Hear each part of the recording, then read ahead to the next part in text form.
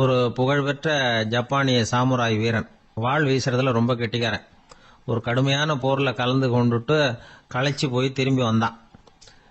படுக்கையில் விழுந்தான். பக்கத்தில் என்னமோ சத்தம் கேட்டுது. திரும்பி பார்த்தான். ஒரு எலி அவனை முறைச்சி பார்த்துக்கிட்டு இருந்தது. உடனே வாழை உருவனா வீசினான். அது தப்பிச்சிட்டு ஓடி போச்சு. எவ்வளோ முயற்சி பண்ணி பார்த்தா முடியல. கடைசியில் அந்த வாள் முறிஞ்சு போனது தான் மிச்சம். ஒரு பக்கம் அவனுக்கு இது அவமானமாக போயிட்டுது, இன்னொரு பக்கம் பயமாக போயிட்டுது. எவ்வளவோ போர்களில் எதிரிகளை பந்தாடினவன் அவன் ஒரு எலிகிட்ட தோத்து போயிடுறதா அவனால் சகிச்சிக்க முடியல. மனைவி கிட்ட சொன்னான் இப்படி நடந்துட்டுதுன்னு. அவன் சிரிச்சா. உங்களுக்கு புத்தியே இல்லை, எலியை போய் யாராவது வாளால் வெட்டுவாங்களா அப்படின்னு அந்த அம்மா சொன்னதும், நீ என்ன சொல்கிறேன்னா, ஒரு பூனையை கொண்டுட்டு வந்துட்டா போதும், அதுக்கப்புறம் ஏன் எலி வரப்போகுது அப்படின்னு அந்த அம்மா. உடனே ஒரு பூனை வந்து சேர்ந்தது. அது சாதாரண பூனை இல்லை, வீர சாகசங்கள்லாம் செஞ்சு பழக்கப்பட்ட பூனை. பெரிய இடத்துல வளர்ந்தது. அதை கொண்டுட்டு வந்துட்டாங்க. அந்த பூனை குறி பார்த்து எலி மேலே பாஞ்சுது. ஆனால் அந்த எலியை சுலபமாக தப்பிச்சு போட்டுது.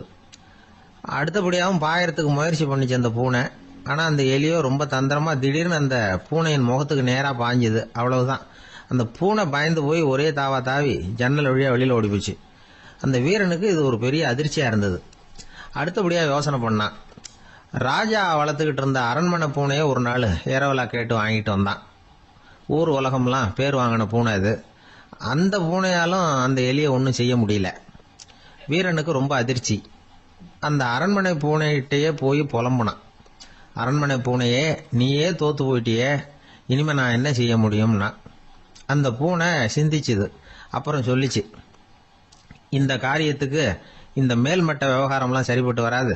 சாதாரண வீட்டு பூனை கிடைச்சதுன்னா அதை கொண்டுட்டு வந்து விட்டுப்பார் அப்படின்னது. சாதாரண பூனையால் என்ன செஞ்சிட முடியும்னா இவன் நம்பிக்கை இல்லாமல். இப்போ அந்த அரண்மனை பூனை சொல்லிச்சு, பெரிய வீட்டு பூனையெல்லாம் நல்லா சாப்பிட்டு தூங்கி பழக்கப்பட்டிருக்கோம்.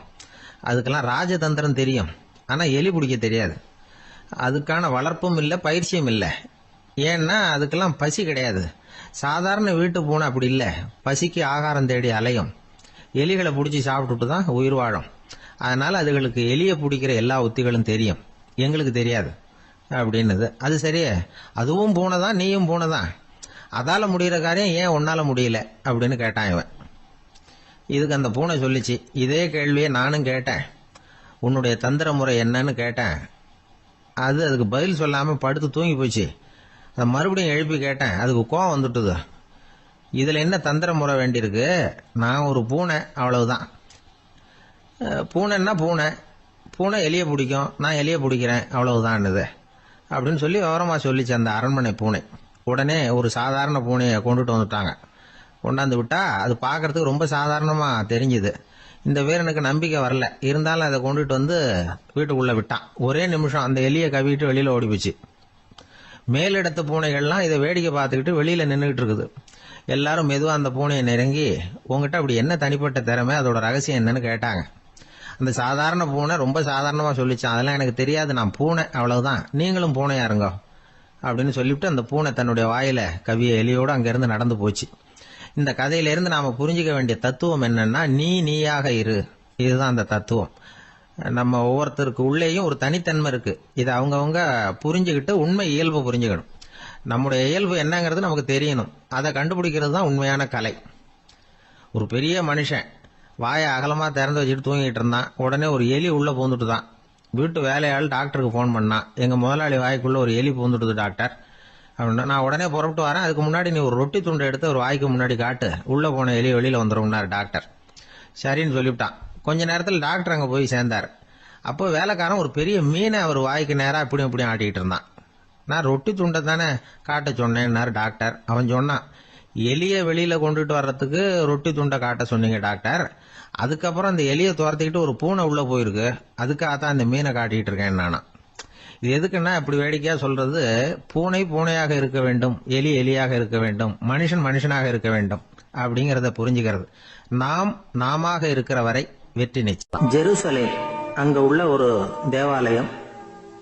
அதில் உள்ள பலிபீடத்தின் முன்னாடி ஒரு பெட்டி உண்டு. அது காணிக்கை பெட்டி.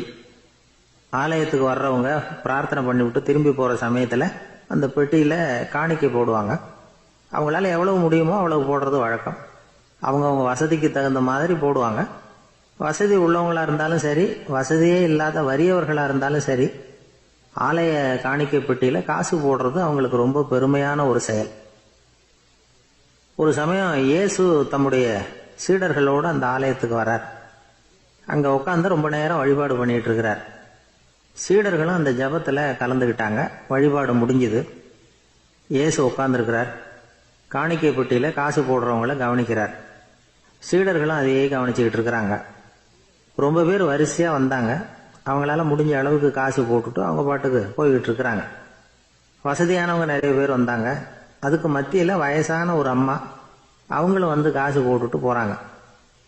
இப்போ இயேசு தன்னுடைய சீடர்கள் பக்கம் திரும்பினார். ஒரு கேள்வி கேட்டார். இப்போ இந்த காணிக்கை பெட்டியில நிறைய பேர் வந்து காசு போட்டுட்டு போறத நீங்க கவனிச்சிங்க. இன்னைக்கு இந்த காணிக்கை பெட்டியில ரொம்பவும் அதிகமா காசு போட்டது யார் அப்படின்னு கேட்டார். முதல்ல வந்தார ஒரு பெரிய மனுஷன், அவர் தான் அதிகமா போட்டார் அப்படின்னாரு ஒருத்தர். மூணாவதா வந்தவர் தான் அதிகமா போட்டார், நான் கவனிச்சேன் அப்படின்னாரு இன்னொருத்தர். இப்படி ஆளுக்கு ஒரு விதமா சொல்றாங்க. கடைசியா இயேசு சொன்னாராம், இன்றைக்கு அந்த பெட்டியில அதிகமா காசு போட்டவங்க அந்த வயசான அம்மா தான் அப்படின்னாராம். சீடர்களுக்கு ஒன்றும் புரியல. அந்த அம்மா ரொம்ப ஏழையாச்சே, அவங்க எப்படி அதிகமா காணிக்கை செலுத்த முடியும் அப்படிங்கறது அவங்க சந்தேகம். இயேசு விளக்குனார். நிறைய பேர் வந்தாங்க, நிறையவே காசுகள் போட்டாங்க, அது உண்மைதான். ஆனாலும் அந்த அம்மா என்ன பண்ணாங்க கவனிச்சிங்களா? வந்தாங்க, தன்னுடைய காசு பைய திறந்தாங்க, அப்படியே கொட்டுனாங்க. அதுல இருந்தது 2 காசுகள் தான். அந்த 2 காசும் காணிக்கை பெட்டியில விழுந்துட்டுது. மற்றவங்கெல்லாம் தங்கள்கிட்ட இருந்த செல்வத்தின் ஒரு சிறு பகுதியை எடுத்து பெட்டியில போட்டாங்க. ஆனா இந்த அம்மா தன்கிட்ட என்ன இருந்ததோ அதை அப்படியே போட்டுட்டாங்க. தன்னுடைய பிழைப்புக்காக வச்சிருந்த அவ்வளவையும் இழக்கிறதுக்கு தயாராயிட்டாங்க. அவ்வளவு தாராள மனசு அவங்களுக்கு. அதனால அவங்க செலுத்தின காணிக்கை தான் அளவுல அதிகம் அப்படின்னார். விலை மதிப்பில்லாத முத்து புதையல் ஒருத்தனுக்கு கிடைக்க போகுதுன்னு வச்சுக்கோங்க. அதன் மதிப்பை உணர்ந்தவன் என்ன பண்ணுவான்? அதை அடையறதுக்காக தன்கிட்ட இருக்கிற எதையும் கொடுக்கறதுக்கு தயாரா இருப்பான் இல்லையா? அது மாதிரிதான் இதுவும் அப்படின்னார். உலக மதிப்பீடுகளை துரும்பா தூசியா மதிச்சு அதையெல்லாம் உதறி விடுகிறவன் இறையருள் அப்படிங்கிற இணையில்லாத செல்வத்தை பெறுகிறான் அப்படிங்கிறது இதுல உள்ள கருத்து. இறைவனுக்காக இழப்பதுன்னா துன்பப்படுகிறவர்களுக்காக, ஏழைகளுக்காக, ஏதுமற்றவர்களுக்காக இழப்பது அப்படின்னு அர்த்தம். உங்கள் அயலானுக்கு நீங்கள் என்ன உதவி செய்தாலும் அதை எனக்கே செய்கிறீர்கள் அப்படின்னு இயேசு சொல்லியிருக்கிறார். அடுத்தவங்களுக்கு உதவணுங்கிற குணம் இன்னைக்கு ரொம்ப குறைஞ்சு போச்சு. ஒருத்தன் வாழைப்பழத்தோல் வழுக்கி கீழே விழுந்துட்டான். பக்கத்துல இருந்த நண்பன் உடனே இவனை தூக்கிக்கிட்டு போய் ஆஸ்பத்திரியில சேர்த்துட்டான். அதுக்கப்புறம் சொன்னான், நீ அந்த வாழைப்பழத்தோல்ல காலை வைக்க போறத முன்னாடியே நான் கவனிச்சுட்டேன் அப்படின்னானா. அப்படின்னா அப்பவே நீ எனக்கு உதவி செஞ்சிருக்கலாமே அப்படின்னானா அவன்.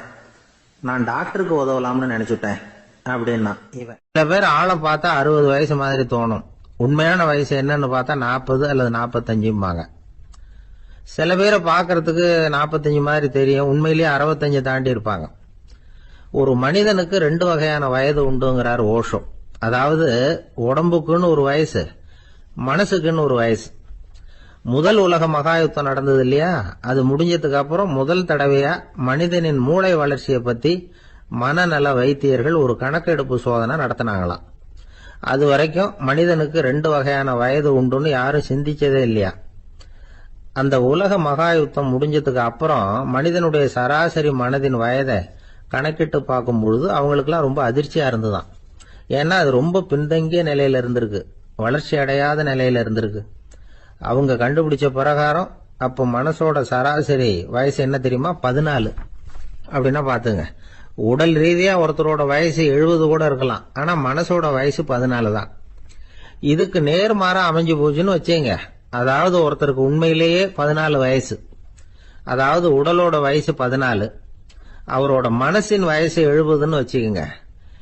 இப்படி அமைஞ்சுட்டுதுன்னா அவர் சீக்கிரம் ஞானத்தன்மை அடைஞ்சிருவார் அப்படின்னு அர்த்தம். இப்ப நமக்கெல்லாம் உடம்போட வயசு மனசோட வயசு ரெண்டும் ஒன்னா இருந்துட்டா அதுவே போதும், அதுவே பெரிய விஷயம். இப்ப எமர்சன் கிட்ட போய் ஒருத்தர் கேட்டாராம், உங்க வயசு என்ன அப்படின்னு. அவர் உடனே பதில் சொல்லியிருக்கார், 360 வருஷம் அப்படின்னாராம். கேட்டவர் குழம்பி போயிட்டார். அவர் என்ன சொல்றாரு, 360 வயசா? என்ன நம்ம காதல தான் சரியா விழலையா? எமர்சன் எப்பவும் உண்மையை பேசுற ஒரு சிறந்த அறிவாளி, அவர் இப்படிலாம் பொய் சொல்ல மாட்டாரே. அப்படின்னு ஒரு யோசனை பண்ணிக்கிட்டே இவர் மறுபடியும் அவர் கிட்ட போனாராம். ஐயா, நீங்க சொன்னது சரியா என் காதுல விழல, அதனால மறுபடியும் கேட்கிறேன், உங்க வயசு என்ன அப்படின்னாராம். எமர்சன் மறுபடியும் சொல்லியிருக்கிறார் 360 வருஷம்னு. வந்தவருக்கு உண்மையிலேயே அதிர்ச்சியா போட்டுது. அதுக்கப்புறம் மெதுவா ஆரம்பிச்சாராம். ஐயா, நீங்க சொல்றதை என்னால ஏத்துக்க முடியாது. எப்படி பார்த்தாலும் இப்போ உங்களுக்கு வயசு ஒரு 60க்கு மேல இருக்காதுன்னு நினைக்கிறேன் அப்படின்னாராம். நீங்க சொல்றது சரிதான், அது என் உடம்போட வயசுன்னாராம் எமர்சன். அப்படின்னா ஏற்கனவே நீங்க சொன்னது அப்படின்னு கேட்டிருக்காரு. அது என் மனசோட வயசு அப்படின்னாராம். நம்மளை பொறுத்த வரைக்கும் அறிவு தூசு படிஞ்சிருக்கு, அது மாதிரியே அன்பும் மாசுபட்டிருக்கு. இது ரெண்டையும் சுத்தம் பண்ண வேண்டியிருக்குது. அப்பதான் நாம சரியான வயசுல வாழ முடியும். ஒரு ஆசாமி இருக்கிறார். அவருக்கு உடம்போட வயசு அதிகம், மனசோட வயசு ரொம்ப குறைச்சல், குழந்தை மாதிரி. அவர் ஒரு ஆஸ்பத்திரியில படுத்திருக்கிறார். நர்சம்மா எல்லாருக்கும் மருந்து கொடுத்துட்டு போறாங்க. கொஞ்ச நேரம் கழிச்சு திரும்பி வந்தாங்க. அப்ப இவர் அந்த அம்மாவை கூப்பிட்டு சொல்றாரு, இத பாருங்க சிஸ்டர், நீங்க எல்லாருக்கும் சின்ன சின்ன மாத்திரையா கொடுத்துட்டு எனக்கு மட்டும் நீளமான மாத்திரையா கொடுத்துட்டீங்க. முழுங்கறதுக்கு ரொம்ப கஷ்டமா போச்சு. இனிமே எனக்கும் சின்ன மாத்திரையா கொடுங்க சிஸ்டர் அப்படின்னாராம். அந்த அம்மா உடனே அதிர்ச்சியாகி தலையில அடிச்சுக்கிட்டாங்களாம். நான் கஷ்டப்பட்டு மாத்திரையை முழுங்கினத்துக்கு நீங்க ஏமா தலையில தட்டிக்கிறீங்க அப்படின்னு கேட்டிருக்காரு இவர். இதுக்கு அவங்க சொல்லியிருக்கிறாங்க, நான் உங்களுக்கு கொடுத்துட்டு போனது மாத்திரை இல்லைங்க, அது தெர்மாமீட்டர் அப்படின்னாங்க. ஆளை கண்டா ஏன் இப்படி முகத்தை திருப்பிக்கிட்டு வர்றீங்க அப்படின்னு கேட்டார் ஒருத்தர் நண்பர்கிட்ட. எலெக்ஷன்ல அவன் எதிர்த்து நின்னவன் சார், என்ன அவன்கிட்ட நமக்கு என்ன பேச்சுவார்த்தை அப்படின்னாராம் ரொம்ப கோபமா இவர். சரி, அந்த ஆள் யாருன்னு கேட்டேன். என் கூட பிறந்த தம்பி தான் சார் அப்படின்னார் அந்த கோபம் குறையாமல். அதாவது நம்ம ஊர் நிலவரம் இப்படி, அதாவது அண்ணனும் தம்பியும் எதிர்த்து நிப்பாங்க தேர்தல்ல, ஒருத்தர் கண்டா பேசிக்கிறது இல்ல.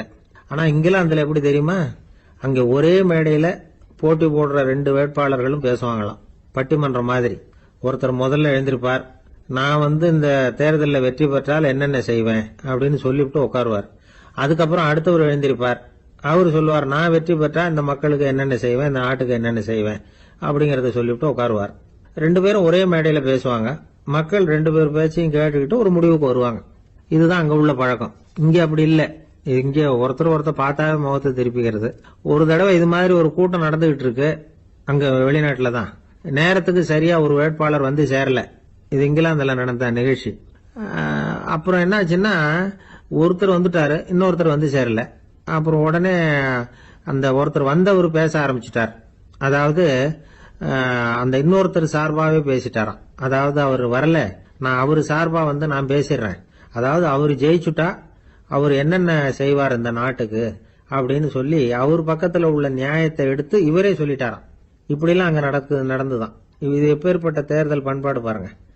அதனால இன்னொரு விஷயம், இப்ப இங்கிலாந்துல எல்லாம் ஓட்டு கேட்கறப்ப வெற்றியா தோல்வியாங்கிறத ஓரளவுக்கு யூகிச்சுள்ளாமா. இப்போ ஒரு வேட்பாளர் ஒரு வீட்டுக்கு முன்னாடி போய் நின்று எனக்கு ஓட்டு போடுங்கன்னு கேட்கறாருன்னு வச்சுங்களேன், அதுக்கு என்ன பார்த்து செய்யறோம், போயிட்டு வாங்க அப்படின்னு சில வீடுகள்ல வாசல்ல நின்னே சொல்லி அனுப்பிச்சிருவாங்களாம். வேற சில வீடுகள்ல எப்படின்னா, வேட்பாளரை வீட்டுக்குள்ள கூப்பிட்டு காபி சாப்பிட சொல்லி உபசரிச்சு அதுக்கப்புறம் அனுப்பி வைக்கிறது வழக்கமா. இதுல எந்த வீட்டு ஓட்டு நிச்சயம் தெரியுமா? வாசல்ல நின்னே வழி அனுப்பி வச்சுடுறாங்க பாருங்க, அவங்க ஓட்டு நிச்சயம். உள்ள கூப்பிட்டு காப்பி கொடுத்து அனுப்புறாங்க பாருங்க, அவங்க ஓட்டு நிச்சயம் இல்லையா. சரி, அப்புறம் ஏன் அந்த உபசரிப்பு அப்படின்னு கேட்டா அதுக்கு ஒரு காரணத்தை சொல்றாங்க. அதாவது அது ஒரு அனுதாபத்தை தெரிவிக்கிற முறையா. ஐயோ பாவம், நாம இவருக்கு ஓட்டு தான் போட போறதில்ல, இதையாவது செய்வோம், காப்பியாவது சாப்பிட்டு போட்டோம் அப்படிங்கிற எண்ணமா. இப்படி அந்த ஒரு பழக்கம். ஆக அந்த ஊர்ல நிறைய காப்பி சாப்பிடணும்னு ஒருத்தர் ஆசைப்பட்டா தேர்தலில் தோத்து போறதுக்கு தயாரா இருக்கணும். ஒரு சமயம் ஒரு ஊர்ல தேர்தல் நடந்துதான். ஒரு தொகுதியில நின்று தோத்து போன ஒருத்தர் கையில ஒரு துப்பாக்கியோட ஊருக்குள்ள சுத்திக்கிட்டு இருந்தாராம். ஒரு போலீஸ்காரர் அவரை பார்த்துட்டு சந்தேகப்பட்டிருக்கார். அதனால அவரை தடுத்து நிறுத்தி, என்ன இது துப்பாக்கியோட சுத்துறீங்களேன்னு விசாரிச்சிருக்கார். இதுக்கு அவர் சொன்னாராம், சார், இந்த தொகுதியில மொத்தம் 1,00,000 வாக்காளர்கள், அதுல எனக்கு 10,000 பேர் மட்டும்தான் எனக்கு ஓட்டு போட்டிருக்கிறாங்க. அப்படின்னா எனக்கு வேண்டாதவங்க இந்த தொகுதியில 90,000 பேர் இருக்கிறாங்கன்னு அர்த்தம். இப்படி ஒரு சூழ்நிலையில நான் என்னுடைய பாதுகாப்புக்கு ஆயுதம் இல்லாம நடமாடலாமா அப்படின்னு கேட்டாராம். எவ்வளவு எச்சரிக்கை பாருங்க. நம்ம ஊர்ல சில பேர் ஓட்டு கேட்கிற விதமே தனி. ஒருத்தர் ரொம்ப சாமர்த்தியமா ஓட்டு கேட்பாராம். அவர் எப்படின்னா, ஒரு வீட்டுக்கு போறாருன்னு வச்சுங்களேன், அந்த நேரம் அந்த வீட்டுக்காரரு என்ன செஞ்சுட்டு இருக்கிறாரோ அதே வேலையை இவரும் கொஞ்ச நேரம் செய்வாராம், அவருக்கு ஒத்தாசையா. அதுக்கப்புறம் மெதுவா பேச்சு கொடுப்பார், ஓட்டு கேட்பார், இது மாதிரி எலெக்ஷன்ல நிக்கிறேன் கவனிக்கணும்னு. அது மாதிரி ஒரு தடவை அவர் போனப்ப அங்க அவர் என்ன பண்ணிட்டு இருக்காரு, வீட்டுக்கு பின்னாடி மாட்டு கொட்டையில பால் கறந்துட்டு இருக்காரு ஒரு பசுமாட்டுக்கிட்ட. அந்த வீட்டுல இவர் ஓட்டு கேட்க போனவர் இவர் ஓடி போய் இன்னொரு சொம்பை எடுத்துக்கிட்டு அதே மாட்டுக்கு இன்னொரு பக்கம் போய் உட்காந்துக்கிட்டு இவரும் பால் கறக்க ஆரம்பிச்சிட்டார். எதிர உட்காந்துட்டு இருக்காரு இவர் இந்த பக்கம் உட்காந்துருக்காரு. கீழே கொஞ்சம் குனிஞ்சு பார்த்தா ஒருத்தர் முகத்தை ஒருத்தர் பார்க்கலாம். கொஞ்ச நேரம் ஆனதுக்கு அப்புறம் இவர் மெதுவா அவர்கிட்ட பேச்சு கொடுத்தாராம். இது மாதிரி நான் எலெக்ஷன்ல நிக்கிறேன், நீங்க ஓட்டு போடணும், அதுக்காக தான் வந்தேன்னாராம். அது முடியாதுங்களேன்னாராம் அவரு. ஏன்னு கேட்டிருக்கார். நான் இந்த வீட்டுக்காரன் இல்ல, நானும் உன்ன மாதிரி ஓட்டு கேட்க வந்தவன் தான் அப்படின்னு. ஒரு ஊர்ல ஒரு குரு இருந்தார், ஜென் குரு. அவரை தேடிட்டு ஒரு மன்னர் வந்தார். வந்தவர் ஜப்பான் மன்னர். தோட்டக்கலையை பத்தி தெரிஞ்சுட்டு போறதுக்காக அவர் வந்தார். எப்படி தோட்டம் அமைக்கிறது அப்படிங்கறத பத்தி அந்த குரு விவரமா சொல்லி கொடுத்தாரு. ஒரு நாள் 2 நாள் இல்ல, 3 வருஷம் கத்து கொடுத்தார். அதுக்கப்புறம் சொன்னார், நான் கத்து கொடுத்துட்டேன், இனிமே நீங்க போகலாம், போய் தோட்டம் அமைக்கலாம், அதுதான் உங்களுக்கு பரிசை. தோட்டம் அமைச்ச பிறகு சொல்லி அனுப்புங்க, நான் வந்து பாக்குறேன். நீங்க இங்க என்னவெல்லாம் கத்துக்கிட்டீங்களோ அதையெல்லாம் அங்க செயல்முறையில செஞ்சு காட்டுங்க அப்படின்னு சொல்லி அனுப்பி வச்சார். மன்னர் போனார். அரண்மனைக்கு பக்கத்திலேயே ஒரு பெரிய தோட்டத்தை உண்டு பண்ணினார். அழகான மரங்களையும் செடிகளையும் உருவாக்கினாரு. கிட்டத்தட்ட 1000 தோட்டக்காரர்களை பயன்படுத்தி 3 வருஷங்கள் முயற்சி பண்ணி அந்த அழகான தோட்டத்தை உருவாக்கினார். குரு கிட்ட இருந்து செய்தி வந்தது, நாளைக்கு வந்து தோட்டத்தை பாக்குறேன் அப்படின்னு. மன்னர் உடனே சுறுசுறுப்பாயிட்டார். முதல் நாளே தோட்டத்தை சுத்தப்படுத்தினார். ராத்திரி பூரா யாரும் தூங்கல. எல்லாருக்கும் தோட்டத்தை ஒழுங்குபடுத்துற வேலை. அது அந்தந்த இடத்துல ஒழுங்கா இருக்குதா அப்படின்னு சரி பார்த்தாங்க. ஒரு தவறும் இல்லாத வகையில அதை ஒழுங்குபடுத்தினாங்க. மறுநாள் குரு வந்தார், தோட்டத்தை பார்த்தார். அவருக்கு கோபம் வந்துட்டுது. மன்னருக்கு ஆச்சரியம், எப்பவும் சிரிச்சுக்கிட்டே இருக்கிறவர் இப்ப எப்படி இருக்கிறாரே அப்படின்னு. மெதுவா குரு கிட்ட போய் எல்லாம் சரியா தானே இருக்குது அப்படின்னார். எல்லாம் சரிதான், ஆனாலும் எங்கே அந்த பொன்னிற காற்று அப்படின்னார். உதிர்ந்த இலைகள், பொன் மஞ்சள் நிற இலைகள் காற்றில் அப்படி புரண்டு ஓடுவதை நான் பார்க்க முடியவில்லையே அப்படின்னாராம். அது இல்லாம இந்த தோட்டம் உயிரோட்டம் உள்ளதா இருக்காது, இதுல பாடல் இல்லை, ஆடல் இல்லை, அதெல்லாம் இல்லாம இந்த தோட்டம் ரொம்பவும் செயற்கையா தெரியுதுன்னாராம். மன்னர் இப்பதான் யோசனை பண்ணார். கீழே கிடந்த காஞ்சி போன இலைகள் மட்டும் இல்ல, மரத்துல இருந்த காஞ்சி போன இலைகளையும் அப்புறப்படுத்தி சுத்தமா வச்சிருக்கிறார். இறப்பும் வாழ்க்கையினுடைய ஒரு பகுதி தான். மரணம்ங்கிறது வாழ்க்கைக்கு எதிரானது அல்ல, அதை நிரப்பும் ஒரு பகுதி தான் அது. மரணம் இல்லையில் வாழ்க்கையே இல்லை அப்படிங்கிறது பெரியவங்க கருத்து. இப்ப அந்த தோட்டம் அழகா தான் இருக்குது, இருந்தாலும் அது ஒரு ஓவியம் மாதிரி உயிர் இல்லாமல் இருக்கு. குரு ஒரு வாளியை கையில எடுத்துக்கிட்டார். தோட்டத்தை விட்டு வெளியில போனார். ஏற்கனவே வீசி எறிந்த அந்த சருகுகளை எல்லாம் அள்ளி கொண்டுட்டு வந்தார். உள்ள எல்லா இடங்கள்லயும் அதை வீசினார். உடனே காத்து அந்த காய்ந்த சருகுகளையும் பழுத்த இலைகளையும் அசைக்க ஆரம்பிச்சுட்டுது. இப்போ அங்க சலசல சத்தம், சங்கீதம், இலைகளின் நடனம். ஓவியம் மாதிரி இருந்த அந்த தோட்டத்துக்கு இப்ப உயிர் வந்துட்டுது. இதுதான் அந்த பொன்னான காற்று அப்படின்னாராம் குரு. மன்னருக்கு புரிஞ்சுது. மிகப்பெரிய ஜென் கேள்வி ஒன்று உண்டு. உம்மான் அப்படிங்கிற ஒரு பெரிய குருவை பார்த்து துறவி ஒருத்தர் கேட்டாராம், இலைகள் எல்லாம் கீழே விழுந்து மரங்கள் மொட்டையாக இருக்கும் பொழுது என்ன நடக்கும்? இதுதான் கேள்வி. இதுக்கு உம்மான் சொன்ன பதில் பொன்னான காற்று, தி கோல்டன் விண்ட் அப்படின்னாராம். இதுக்கு என்ன விளக்கம்னா, உன்னுடைய எண்ணங்கள் எல்லாம் உன்னுடைய மனசிலிருந்து கீழே விழுந்து உனது உள்ளுணர்வானது மொட்டையாக நிற்கும் நிலைதான் அது. உனது வேர்களின் அருகில் காற்று வீசுகிறது. எல்லா எண்ணங்களும் உன்னிலிருந்து வெகு தூரத்துக்கு புரண்டு கொண்டே சென்று விடுகிறது. நீ அவற்றை கடந்து விட்டால் நீ அவைகளுக்கெல்லாம் மேலெழுந்து கீழே பார்ப்பவனைப் போல நிற்க ஆரம்பித்து விடுவாய். அதுதான் தியானம் என்பது அப்படின்னு சொல்றாங்க. தியானம்ங்கிறது எண்ணத்துக்கு எதிரானது இல்ல, தியானம்ங்கிறது எண்ணங்களை கடந்து செல்வதுதான். அதுக்கப்புறம் நாம பொன்னிற காற்றுல ஆட ஆரம்பிச்சிருவோம். இதுதான் பெரியவர்கள் சொல்றது. என்கிட்ட ஒருத்தர் தோட்டம் அமைக்கணும்னு யோசனை கேட்டு வந்தார். எல்லாம் சொல்லி கொடுத்தேன். செடிகள்லாம் செழிப்பா வளரணும்னா வேர் காயாம பாத்துக்குங்க, தினமும் தண்ணி விடுங்க அப்படின்னு சொல்லி அனுப்பி வச்சேன். 1 மாசம் கழிச்சு ஒரு தோட்டத்தை பாக்குறதுக்காக போனேன். போய் பார்த்தா எல்லா செடியும் வாடி கிடக்குது. என்னங்க இப்படி பண்ணிவிட்டீங்கன்னு. நீங்க சொன்னபடிதான் செஞ்சேன்னார். என்ன செஞ்சீங்கன்னு கேட்டேன்.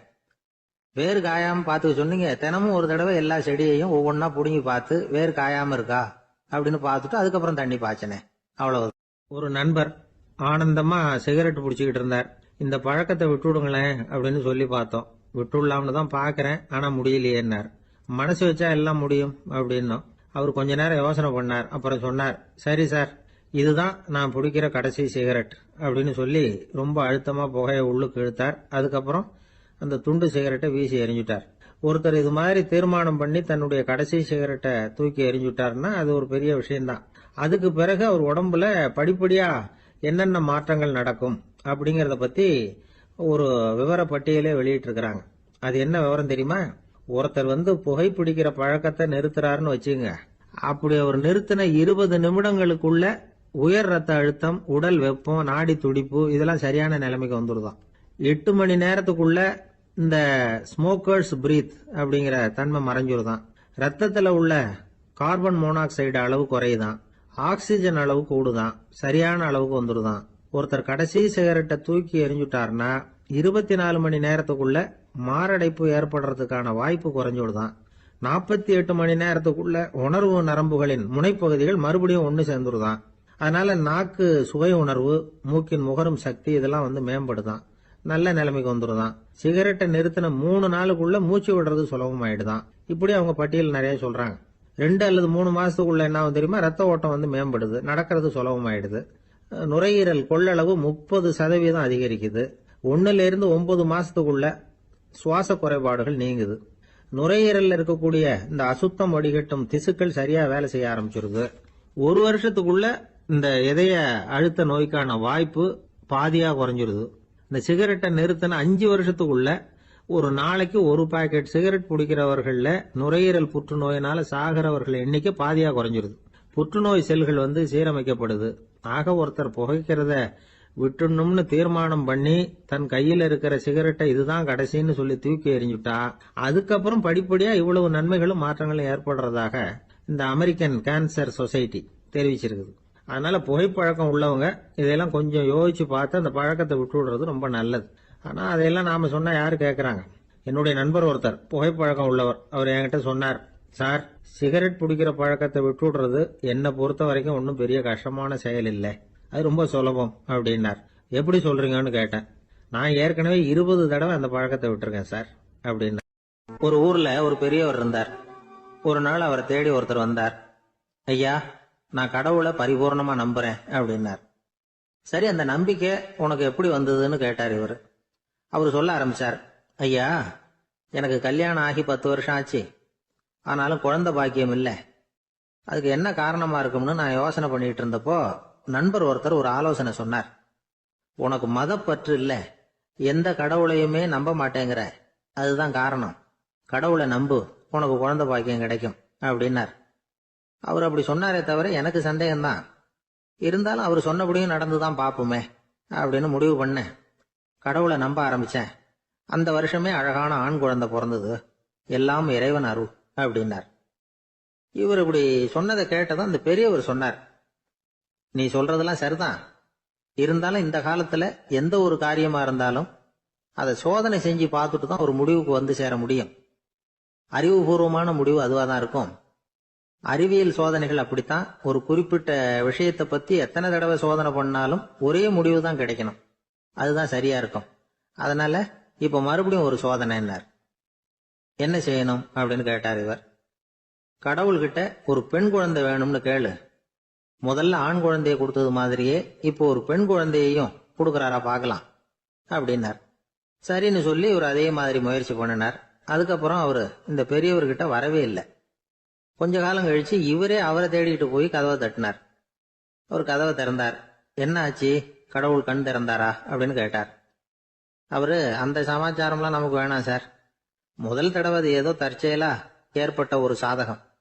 இப்ப நீங்க 2வது தடவை சொன்ன பிறகு தினமும் கடவுளை வேண்டிக்கிட்டு தான் இருக்கிறேன், ஒன்னும் நடக்கல அப்படின்னார் ரொம்ப விரக்தியா. ஒரே ஒரு தோல்வியில உங்க நம்பிக்கையெல்லாம் பறந்து போயிடுது பாத்தீங்களா அப்படின்னார் அந்த பெரியவர். எல்லாம் நல்ல விதமா நடக்கிற வரைக்கும் நம்பிக்கை, எதிர்பார்த்தது தோல்வியில முடிஞ்சுட்டுதுன்னா அவநம்பிக்கை. மற்றவர்கள் பேர்ல வைக்கிற நம்பிக்கை எந்த நேரத்திலையும் விவகாரமாகி விடக்கூடிய சாத்தியம் உண்டு. நாம நம்பிக்கை வைக்க வேண்டியது நம்ம கிட்ட தான், நமக்குள்ள இருக்கிறார் கடவுள். எனவே நம்ம பேர்ல நாம வைக்கிற நம்பிக்கை தான் உண்மையான கடவுள் பக்தி. நிபந்தனையற்ற நம்பிக்கையா அது இருக்கணும். எல்லாம் நல்லபடியா நடந்துகிட்டு இருந்தா எந்த முட்டாளுக்கும் நம்பிக்கை வரத்தான் செய்யும் அப்படிங்கிறது ஒரு பெரியவர் கருத்து.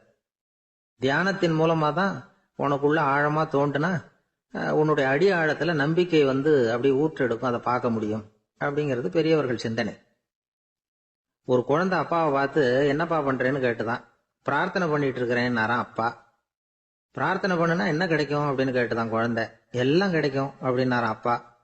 நீ வச்சிருக்கிறிய பேனா அது கூட கிடைக்குமான்னு கேட்டுதான் குழந்தை. கிடைக்குமேன்னு இருக்கார். அப்படின்னா அந்த பேனாவை என்கிட்ட கொடுத்துரு, நீ பிரார்த்தனை பண்ணி வேற பேனா வாங்கிக்கோ அப்படின்னு தான் அந்த குழந்தை. ஒரு காட்டுல ஒரு முனிவர் இருந்தார். ஒரு நாள் அவரை தேடிட்டு 4 பேர் வந்தாங்க. சுவாமி, எங்களுக்கு ரொம்ப நாளா ஒரு சந்தேகம்னாங்க. என்னன்னு கேட்டார். இந்த உலகத்துல எவ்வளவோ காரியங்கள் நடக்குது, எது நியாயம் எது அநியாயம் அப்படின்னு புரிஞ்சுக்க முடியலன்னாங்க. அது யாராலையும் புரிஞ்சுக்க முடியாதுன்னார் முனிவர். வந்தவங்களுக்கு ஆச்சரியமா போச்சு, ஒரு மாதிரியா பார்த்தாங்க. இத முனிவர் கவனிச்சார். சரி புறப்படுங்க என்னோடன்னார். எங்கன்னு கேட்டாங்க. இப்போ உங்க 4 பேரையும் ஒரு புஷ்பக விமானத்துல அழைச்சிட்டு போறேன். இந்த உலகத்துல சர்வசாதாரணமா நடக்கக்கூடிய ஒரு காட்சியை உங்களுக்கு காட்ட போறேன். நீங்க பார்க்க போற அந்த காட்சி நியாயமா அநியாயமா அப்படிங்கறத என்கிட்ட சொல்லணும். நீங்க சரியான பதில் சொன்னா புஷ்பக விமானத்துல தொடர்ந்து பிரயாணம் பண்ணலாம். தவறான பதில் சொன்னா இந்த புஷ்பக விமானம் உங்களை கீழே தள்ளி விட்டுரும் அப்படின்னார். 4 பேருக்கும் பயம்தான். இருந்தாலும் முனிவர் கூப்பிடுறாரு அப்படின்னு சொல்லி புறப்பட்டாங்க. அவங்க எல்லாரும் புறப்பட்டு ஒரு காட்டு வழியா போயிட்டு இருக்கிறாங்க புஷ்பக விமானத்துல. அங்க நடக்கிற ஒரு காட்சியை காட்டுறார் முனிவர். அதோ அங்க பாருங்கன்னார். அந்த விமானத்துல இருந்தபடியே எல்லாரும் கீழே குனிஞ்சு பாக்குறாங்க. அங்க ஒரு தாய் புலி அப்பதான் குட்டி போட்டிருக்கு. குட்டிகளை ஈன்ற உடனே பசிக்கு இறை தேடி அந்த பக்கமா வருது. அதே நேரம் ஒரு தாய் மான், அதுவும் அப்பதான் குட்டி போட்டிருக்கு. அதுவும் இதே மாதிரி குட்டிகளை ஈன்ற உடனே பசிக்கு இறை தேடி அந்த பக்கமா வருது. இப்ப அந்த புலி அந்த மானை அடிச்சு போட்டுடுது. அதுவும் சாப்பிடுது, குட்டிகளுக்கும் கொடுக்குது. இப்போ அந்த புலி குட்டிகள் முகத்துல மகிழ்ச்சி, தாயை இழந்த அந்த மான் குட்டிகள் முகத்துல துக்கம். இப்போ அந்த முனிவர் 4 பேர்கிட்டையும் கேட்கிறார். நீங்க இங்க பாத்தீங்களே, இதுல எது நியாயம் எது அநியாயம்? ஒவ்வொருத்தரா சொல்லுங்க. உங்க பதில் சரியில்லைன்னா இந்த விமானம் உங்களை கீழே தள்ளி விட்டுரும். சொல்லுங்க பார்க்கலாம்னார். முதல்ல ஒருத்தன் சொன்னான், அந்த புலி செஞ்சது சரிதாங்க. அது பசிக்கு அதுதான் ஆகாரம். தன்னுடைய பசிக்கு தானே இறை தேடிக்கிட்டது. அதுல என்ன தப்பு? அவ்வளவுதான். அதனால புலி செஞ்சது நியாயம்தான் அப்படின்னா. அவ்வளவுதான், அந்த விமானம் அவனை அப்படியே கீழே தள்ளி விட்டுட்டுது. அதனால அவன் கொடுத்த பதில் சரியில்லை அப்படிங்கிறது புரிஞ்சு போச்சு. இப்ப 2வது ஆள் சொன்னான், புலி செஞ்சது பாவம், அந்த தாய்மான் என்ன தப்பு பண்ணிச்சு? இப்ப அந்த குட்டிகளுக்கு யாரு ஆதரவு? அதனால புலி செஞ்சது அநியாயம் அப்படின்னா. அவ்வளவுதான், அவனையும் கீழே தள்ளி விட்டுடுது அந்த விமானம். இந்த பதிலும் சரியில்லை அப்படின்னு ஆயிட்டுது. இப்ப 3வது ஆள் வந்தான். முதல்ல 2 பேர் கீழே விழுந்ததை பார்த்துக்கிட்டு இருந்தான். அதனால அவன் சொன்னான், ரெண்டுமே நியாயம்தாங்க. புலி இறை தேடினதும் இயற்கை, அதுக்கு மான் இறையானதும் இயற்கை. அதனால இதுல ஒன்றும் தப்பு இல்லைன்னா. அவ்வளவுதான், அவனையும் அந்த விமானம் கீழே பிடிச்சி தள்ளி விட்டுது. இப்ப 4வது ஆள் வந்தான். முனிவர் கேட்டார், நீயாவது சொல்லுப்பா, இந்த செயல்ல எது நியாயம்னார். அவன் தெளிவா பதில் சொன்னான். அதாவது என்ன சொன்னான்னா, எனக்கு தெரியல அப்படின்னா. அவனை விமானம் கீழே தள்ளல, சௌரியமா அழைச்சிட்டு போட்டுது. இவனும் பிரயாணம் சௌக்கியமா பண்ணானா. ஆக இதுதான் சரியான பதில்ங்கிறத முனிவர் உணர்த்தினார். இந்த கதையிலிருந்து நாம புரிஞ்சுக்க வேண்டியது என்னன்னா, இந்த உலகத்துல எவ்வளவோ காரியங்கள் நடக்குது. அதெல்லாம் ஏன் அப்படி நடக்குதுங்கிறதுக்கு எப்பேற்பட்ட பண்டிதராலும் பதில் சொல்ல முடியாது. தெரியாததை தெரியாதுன்னு ஒத்துக்கிட்டா வாழ்க்கை பிரயாணம் சுகமா இருக்கும். அதனால தேவையில்லாத விஷயங்களை புரிஞ்சுக்கிறதுக்கு நேரத்தை செலவு பண்ணிட்டு இருக்க கூடாது. வாழ்க்கையை குழப்பிக்க கூடாது. வாழ்க்கைக்கு தேவையானது என்னவோ அதை மட்டும் புரிஞ்சுக்கிட்டா போதும். இந்த காலத்து ஆள் ஒருத்தன் ஒரு பெரியவரை தேடி வந்தான். ஐயா, ஒரு சந்தேகம்னா. என்ன உன்னுடைய சந்தேகம்னார். பகுத்தறிவுன்னா என்ன, விதின்னா என்ன அப்படின்னு கேட்டான். இதுக்கு அவரு, இப்ப உன்னுடைய வலது கால தூக்குன்னார். தூக்கணும். சரி, இப்ப உன்னுடைய வலது கால கீழே இறக்காம உன்னுடைய இடது காலையும் தூக்குன்னார். தூக்கணும். பொத்துன்னு கீழே விழுந்துட்டான். பெரியவர் சொன்னார், உன்னால ஒரு காலை தூக்க முடிஞ்சது, அதுதான் பகுத்தறிவு. 2 கால்களையும் ஒரே சமயத்துல தூக்குனா அடிபடும், அப்படிங்கிறது தான் விதி அப்படின்னு விளக்கம் கொடுத்தார். இவன் தன்னுடைய விதியை நொந்துகிட்டே இடுப்பை பிடிச்சுக்கிட்டு அங்கிருந்து நடந்து போயிட்டானான்.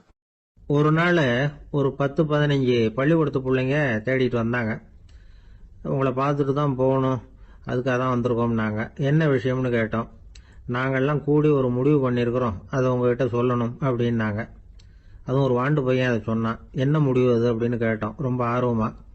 அதை இப்போ சொல்ல மாட்டோம், எங்களுக்கு பிடிக்கிற மாதிரி ஏதாவது ஒரு தகவல் சொன்னால் அதுக்கப்புறம் நாங்கள் அதை சொல்கிறோம் அப்படின்னா அந்த வாண்டு பையன். சரி, சின்ன பையன்கிட்ட இன்னைக்கு வசமாக மாட்டிக்கிட்டோம் அப்படின்னு நினச்சிக்கிட்டு அவங்களுக்கு தகுந்த மாதிரி ஒரு கதை சொல்ல ஆரம்பித்தோம்.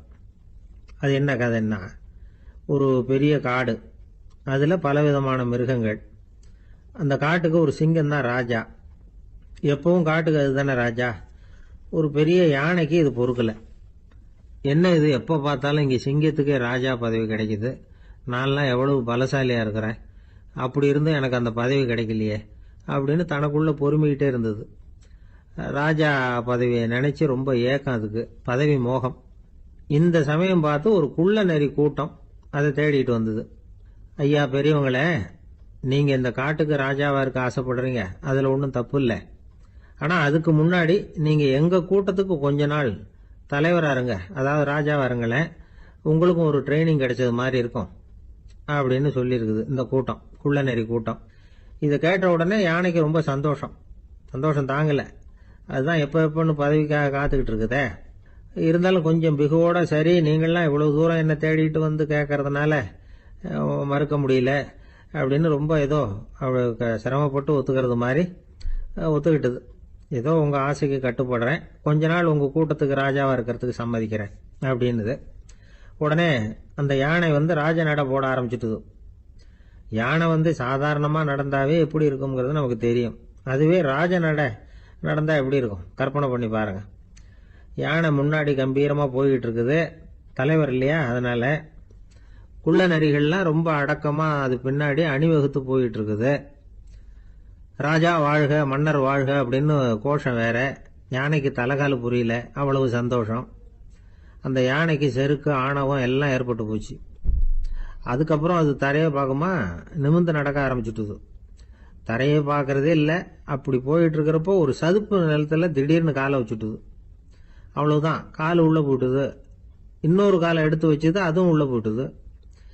அந்த 2 காலையும் எடுக்கிறதுக்காக அடுத்த 2 காலையும் அழுத்திச்சு, அதுவும் உள்ளே போக ஆரம்பிச்சுட்டுது. இப்போ 4 காலம் வசமாக சேத்துல அழுந்தி போச்சு, எடுக்க முடியல. குள்ள நரிகள்லாம் அதை சுற்றி சுற்றி வந்தது. சிலது சுற்றி நின்று டான்ஸ் ஆட ஆரம்பிச்சுட்டுது யானையை பார்த்துட்டு. இதை யானை பார்த்தது. என்ன இது, தலைவர் நான் தவிச்சுக்கிட்டு இருக்கிறேன், தொண்டர்கள்லாம் சுற்றி நின்று வேடிக்கை பார்த்துக்கிட்டு இருக்கிறீங்க, டான்ஸ் ஆடுறீங்க அப்படின்னு கேட்டுதான். தொண்டர்களே, தலைவர் நான் தவிச்சுக்கிட்டு இருக்கிறது உங்களுக்கு தெரியலையா? இப்போ உடனே உங்கள் தலைவரை காப்பாற்ற வேண்டியது உங்கள் கடமை இல்லையா அப்படின்னு கத்துச்சான் அந்த யானை. குள்ள நரிகளில் ஒன்று முன்னாடி நின்று அந்த யானையை பார்த்து தான், தலைவரே எங்களுக்கு ரொம்ப நாளாக ஒரு ஆசை, அந்த ஆசையை நிறைவேற்றிக்கிறதுக்காகத்தான் உங்களை எங்கள் தலைவராக ஏற்றுக்கிறோம்னு சொன்னோம் அப்படின்னு தான். என்ன ஆசைன்னு கேட்டிருக்கு யானை.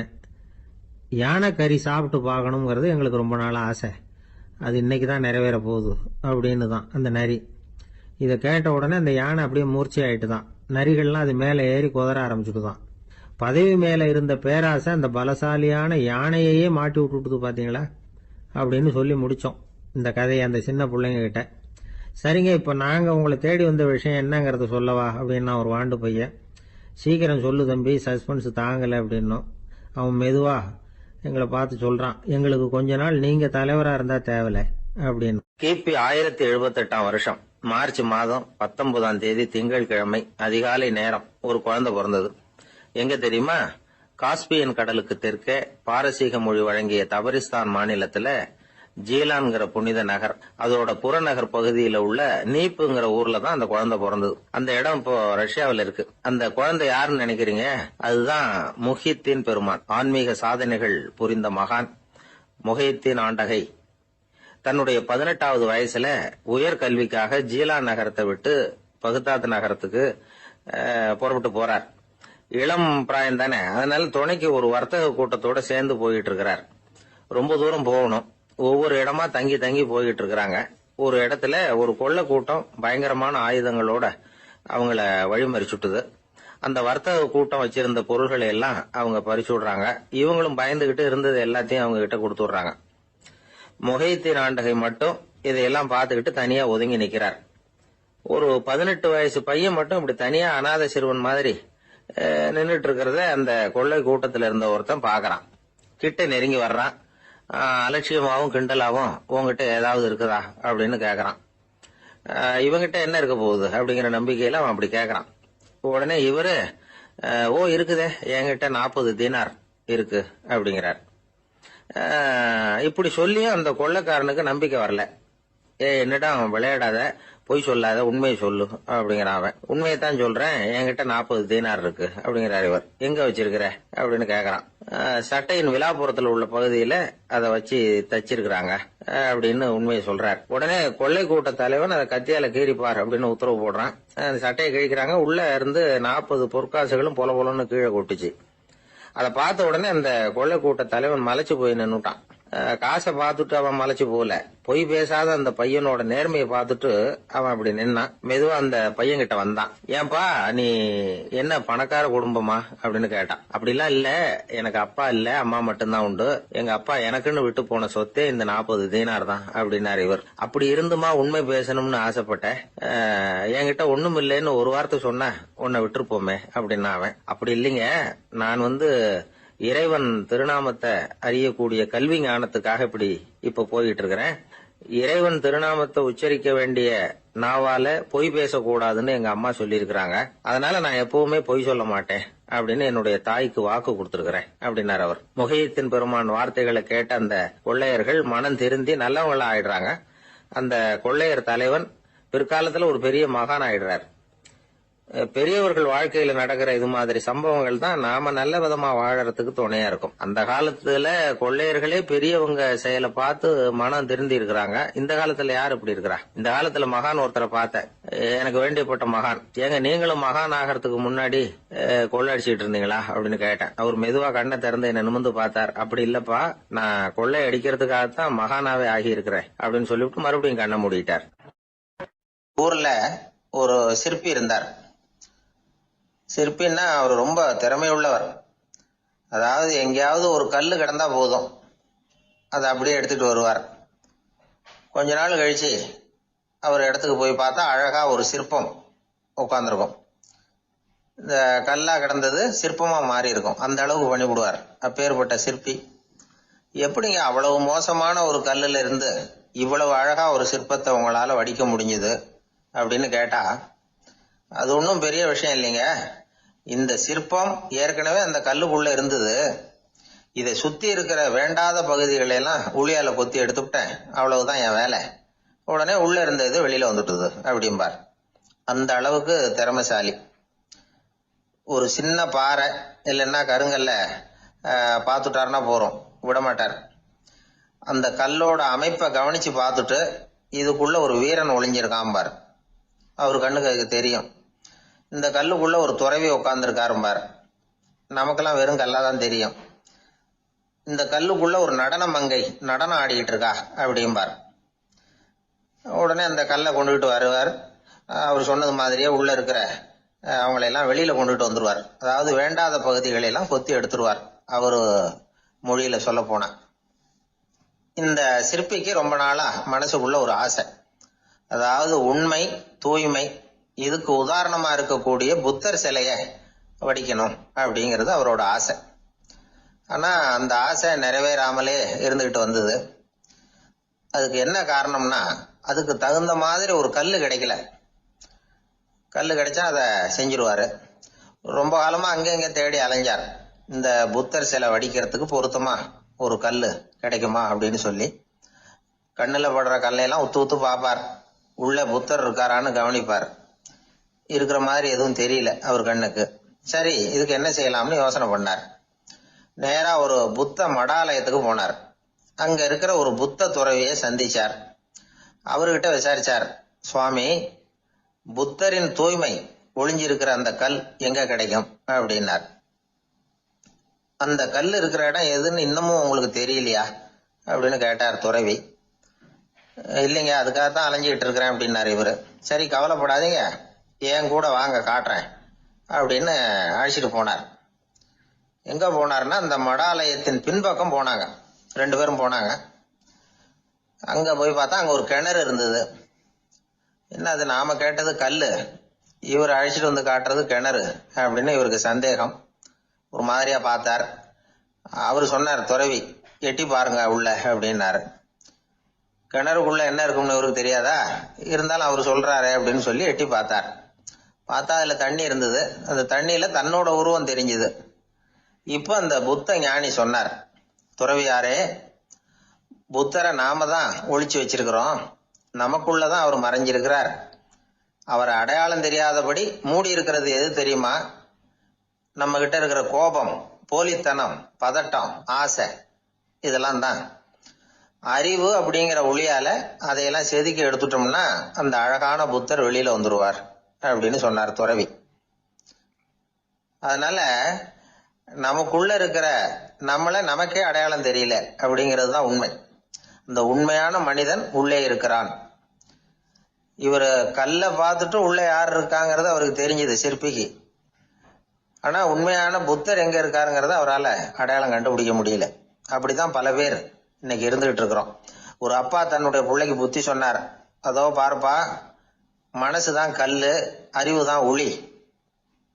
உன்னுடைய மனசுங்கிற கல்ல அறிவுங்கிற ஒளியால செதுக்கி அழகான மனிதனா நீ வெளியில வரணும்னார். அதுக்காக தான்ப்பா தேடிட்டு இருக்கேன்னா அவன். மனசுங்கிற கல்லை தேடிக்கிட்டு இருக்கிறியா அப்படின்னு கேட்டார். இல்லப்பா, அறிவுங்கிற ஒளி எங்க இருக்குன்னு தெரியல எனக்கு, அதை தான் தேடிக்கிட்டு இருக்கிறேன் அப்படின்னு நானா. அதனால அறிவை தேடிக்கிட்டு இருக்கிறவன் என்னைக்கு உண்மையை கண்டுபிடிக்க போறான்? அதையே கண்டுபிடிக்க முடியலங்கும் பொழுது.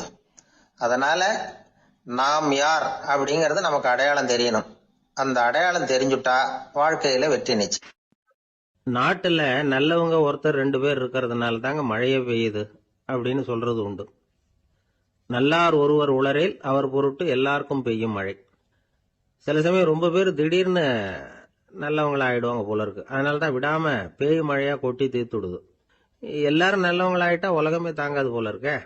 அப்பப்ப ஒருத்தர் 2 பேர் நல்லவங்களாகணும். அப்பதான் சீரா மழை பெய்யும். மாசத்துக்கு 3 பேர் நல்லவங்களானா மாதம் மும்மாரி பொழியும். இதெல்லாம் வேடிக்கை பேச்சு. இப்போ இதெல்லாம் ஒரு பக்கம் இருக்கட்டும். இப்போ விஷயத்துக்கு வருவோம். ஒரு கும்பல்ல நல்லவன் யாரு அப்படிங்கறத எப்படி கண்டுபிடிக்கிறது? இதுக்கு ஒரு வேடிக்கை கதை உண்டு. என்னுடைய நண்பர் ஒருத்தருக்கு அவங்க பாட்டியம்மா சொன்ன கதையா அது. அது என்ன கதைன்னா, ஒரு ஊர்ல ஒரு சமயம் பலமான மழை பெய்ய ஆரம்பிச்சுட்டு தான். இடி மின்னல் ரொம்ப கடுமையா இருந்திருக்குது. ஆரம்பிச்ச மழை வர வர கடுமையா ஆகிட்டு இருக்குதே தவிர நிக்கிற பாடா தெரியல. ஊர் ஜனங்கள்லாம் பார்த்தாங்க. இதுக்கு மேலேயும் வீட்டு உள்ள இருந்தா ஆபத்துங்கிறத புரிஞ்சுக்கிட்டாங்க. ஏன்னா வீடெல்லாம் இடிஞ்சு விழுந்துருமோங்கிற பயம். உடனே எல்லாரும் புறப்பட்டு ஊருக்கு பொதுவா இருந்த ஒரு மண்டபத்துல போய் தங்கிக்கிட்டாங்க. மின்னல் கடுமையா இருந்தது. இடி எந்த நேரத்திலையும் விழலாம்ங்கிற நிலைமை. எப்போ விழலாம்னு பார்த்துக்கிட்டு இருக்குது. அந்த மண்டபத்துல இருந்த ஜனங்கள் மனசுக்குள்ள ஒரு பயம். நம்ம கூட்டத்துல யாராவது ஒரு கெட்டவன் பாவம் பண்ணவன் இருந்தா கூட இடி வந்து இந்த மண்டபத்துல விழுந்துரும், அது எல்லாருக்கும் ஆபத்து அப்படின்னு நினைச்சாங்க. சரி, இதுக்கு என்ன பண்ணலாம் அப்படின்னு யோசனை பண்ணாங்க. அந்த கூட்டத்துல ஒரு பெரியவர் இருந்தார். அவரு ஒரு யோசனை சொன்னார். இதோ பாருங்க, அதுக்கு ஒரு வழி இருக்கு. அதோ எதிர்த்தாப்புல கொஞ்சம் தூரத்துல ஒரு உயரமா மரம் ஒண்ணு இருக்கு பாருங்க. பொதுவா இடி வந்து சுலபமா விழறது அது மாதிரி உயரமான மரத்துல தான். நம்ம கூட்டத்துல இருக்கிறவங்க எல்லாரும் ஒவ்வொருத்தரா போய் அந்த மரத்தை தொட்டு விட்டு திரும்பி வந்துடணும். நம்மள பாவம் பண்ணவன் யாரோ அவன் அந்த மரத்தை தொடுற சமயத்துல இடி விழுந்துரும். அவன் மட்டும் போயிடுவான். மண்டபத்துல இருக்கிற நாமெல்லாம் பொழைச்சிக்கலாம் அப்படின்னு ஐடியா கொடுத்தாரு அந்த பெரியவர். இது நல்ல யோசனையா பட்டது. எல்லாரும் ஒத்துக்கிட்டாங்க. ஒவ்வொருத்தரா போய் அந்த மரத்தை தொட்டு விட்டு திரும்பி வந்தாங்க. இடி எதுவும் விழல. இன்னமும் பாவம் பண்ண ஆசாமி அதை போய் தொடல போல இருக்கு அப்படின்னு நினைச்சுக்கிட்டாங்க.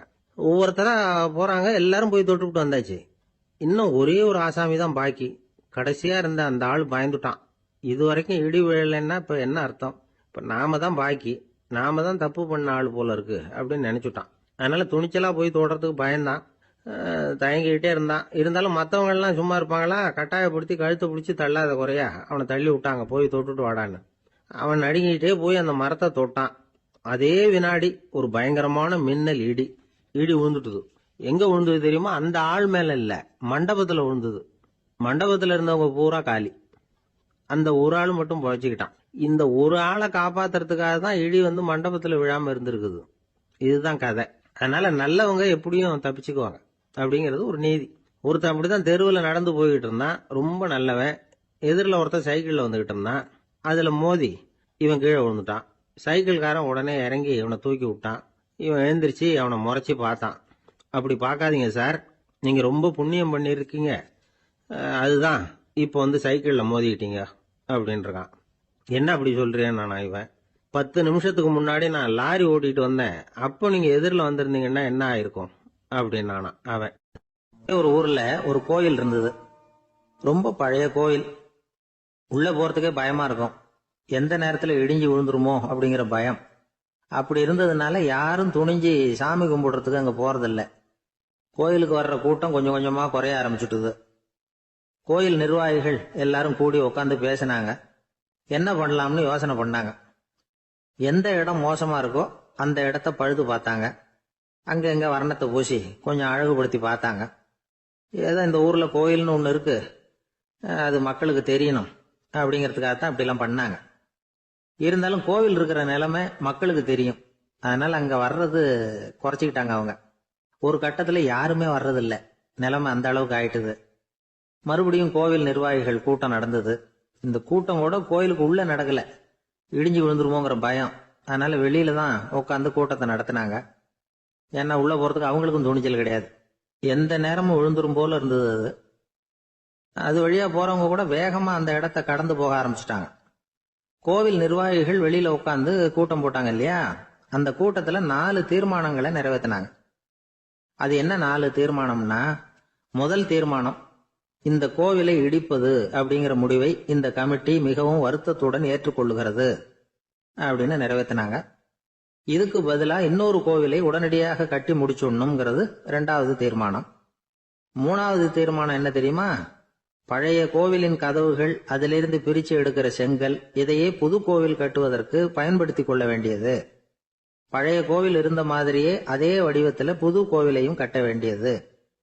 பழைய கோவிலின் அஸ்திவாரத்தை அப்படியே வச்சுக்கிட்டு அதுக்கு மேல நாம கோயிலை கட்டிக்க வேண்டியது.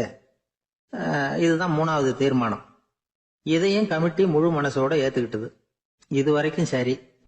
இப்ப அந்த கமிட்டி 4வதா ஒரு முக்கியமான தீர்மானத்தை கொண்டுகிட்டு வந்து அதையும் ஏகமனதா நிறைவேற்றி விட்டது. அது என்ன தீர்மானம்னா, புதிய கோவில் கட்டி முடிக்கிற வரைக்கும் பழைய கோவிலை இடிக்கிறதில்லை அப்படிங்கிற தீர்மானம்.